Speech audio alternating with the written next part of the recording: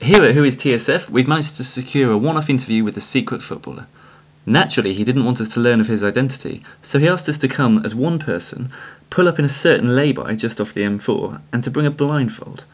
He held some kind of voice-to-brummy device to his throat throughout, so that his voice couldn't be properly detected.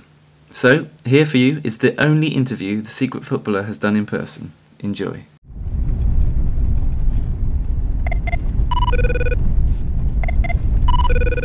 Hello? Are you alone?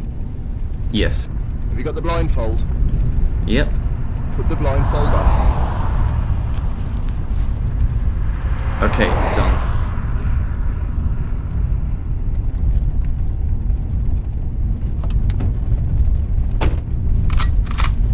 Is that a gun? Yes. Right. Make sure you plug my new book, available in paperback or for Kindle, via the various links on your WhoisTSecretFootballer.co.uk website. Now, fire away before I do. What was your reaction when you first saw the WhoisTheSecretFootballer.co.uk website? And do you ever go on there to check the latest opinions on your identity and to see which clues we've got right or wrong? I find it difficult to get on-the-spot decisions right, so I allowed myself to have a good think about it, after which I concluded that this was a good sign, that TSF would gain a lot of early traction. So even when the lawyers came to me and said that you were in breach of copyright, which you are, by using our logo, I told them to go and do proper lawyer things and stop wasting everyone's time. In a roundabout way, of course. I go on the site as and when the Guardian contact me and point something out. They mention that I might want to think about something on there when I write the next column. Can you confirm that you sometimes throw red herrings into your articles to avoid being easily detected? First and foremost, all of the stories and anecdotes that I have written, either in the column or the book, are real. That is to say that they most certainly happened. 95% of them happened to me, and 5% happened to other players at other clubs, and I always clearly point this out by starting "a friend of mine." Yeah, right. Now, there's a common perception that you're just one of a pool of footballers who write the column. What do you say to this speculation that TSF is a collection of multiple footballers? That is a great theory, probably brought about by the fact that I have so many stories to tell. Believe me, there are thousands more, definitely enough for a TSF2 book. Lots of my stories don't make it past the lawyers.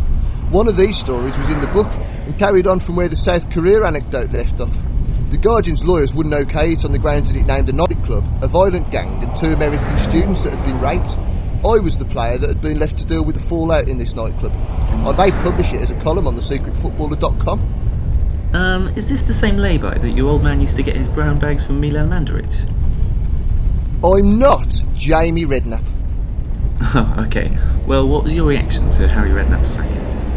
At first I thought it was extremely harsh, but when I heard the reasons from some of the players, I was understanding.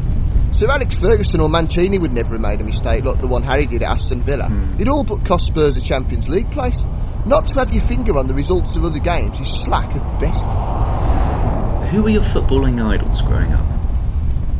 We had a real mix of kids in our street that supported Liverpool, Tottenham, Arsenal, Manchester United, and if you were the weird kid in our street, Wimbledon. He always pretended he was Laurie Sanchez. I liked Ian Rush, but there was an older kid that was always Rushy, so I had to be John Barnes usually. And which is your favourite ground to play at? I've never had one, and that's not meant to be deceptive. I always prefer playing at home because that means I don't have far to go home, and I can lock myself away from the madness quicker than I can if I'm playing away. And the best goal you've ever scored? As a kid, I beat about 8 players and chipped the keeper. My father bought me a new football. Which manager would you most like to have played under but never got the chance to? Capello at AC Milan in their heyday. What a team, what a moment in time. Ah, are we in the same labour that you used to come dogging? I am not Stan Collymore. What other sports are you into? And do you get to follow them as much as you'd like to? I watch any sport providing it's a big tournament. For example, I won't watch golf, but if it's the Open or Ryder Cup, then I'll watch avidly. I don't watch darts, but if my pal Phil is playing, then I will. I don't watch rugby, but if England are playing in the World Cup, then I'll tune in with some mates that are rugby fans. I can get into anything, really. With sport, there are certain things that are replicated, that I get a buzz from. The battle, the crowd, and ultimately the glory. You only get that from watching sport. And what about you? Were there any chances of you making it in any other sport when you were growing up? I used to be fairly handy at golf until I broke or dislocated 4 of my fingers doing something stupid. Oh yeah? Now I can play about 6 or 7 holes before one of my fingers starts to pop out again and I end up driving the buggy for the rest of the afternoon. Still, I've made a discovery. Driving the buggy recklessly is fun, people. In your first season as the secret footballer, the opinion polls on our site had Danny Murphy way out in front as the prime candidate. Did you discuss this with Danny the next time you played against him? That's a terrible attempt. On another note, I was once with a player when two lads came up to him and shouted something like, "It's the secret footballer!" That player then turned to me and said, "This always fucking happens." Yeah, really?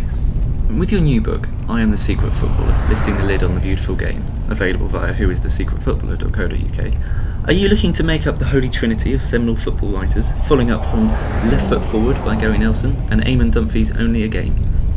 In short, no. Whatever anybody else has done, is doing, or wants to do, is their business. I am doing this because I know that nobody has ever seen a book like this before.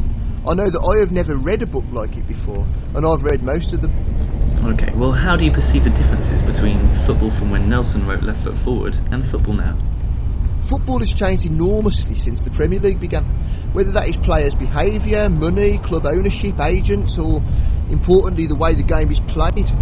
I take the point that lots of pundits have achieved a huge amount in the game, but that was in a completely different era. The public needs pundits that have just finished.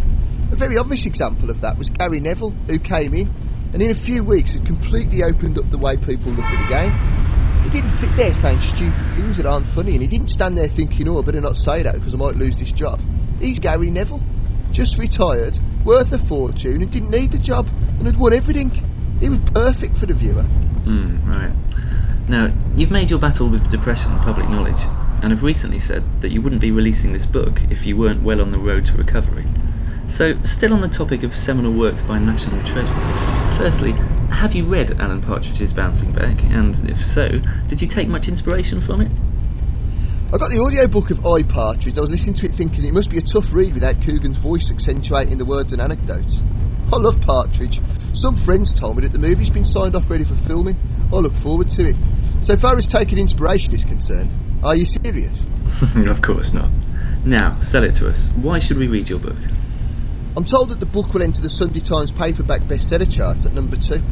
It's a book about football by an anonymous author, so it must be pretty good to do that. Yeah.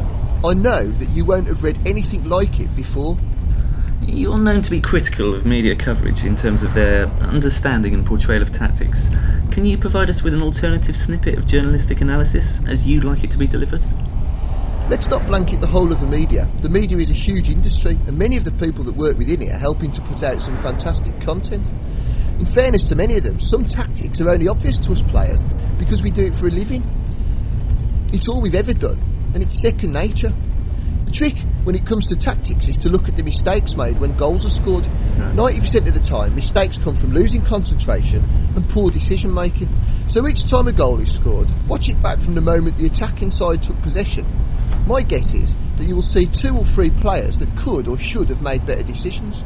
Remember, every goal is preventable.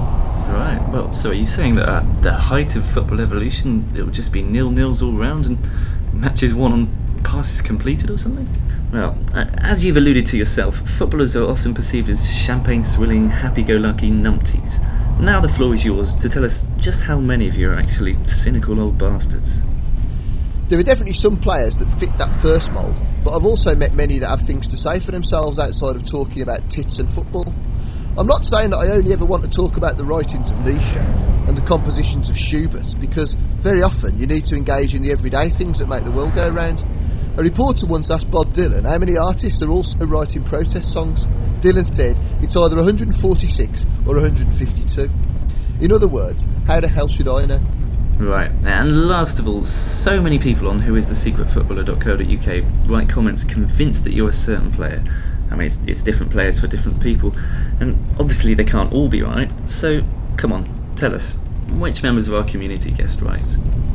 I can feel somebody beginning to push his luck now. As Gordon Strachan once said, I've got a yoghurt in the fridge that I desperately need to give some attention to. Good luck. Fuck it, I'm going to see who you are. No, don't lift your blindfolds! Oh my god, you're...